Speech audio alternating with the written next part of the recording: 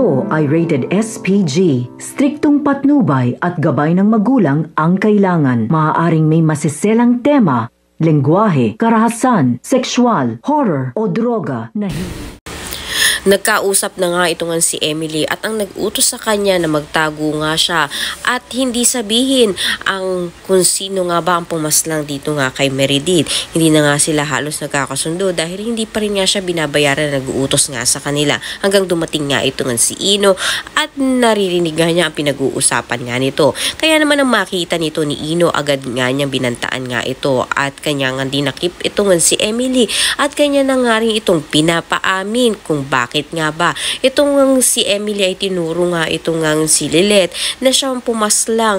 Ngayon nga alam naman talaga nila na wala namang kasalanan itong si Lilet. Mapipilitan na nga itong si Emily magsabi ng totoo dito nga kay Ino. Subalit sa nangyaring ito ay napahamak na nga silang dalawa dahil na nga rin sa nalaman nga ng nag-utos dito kay Emily na nalaman na nga nito ni Ino. Malaking posibilidad nga kaya na paalam na silang dalawa. Kaya naman pakatutukan nga natin dito kung katapusan na nga ba nito ni Ino. Ngayon nga nalaman na nga niyang katotohanan sa likod nga ng pumaslang dito nga kay Meredith. Ang lahat na yan nabangan natin. Maraming salamat sa iyong panood.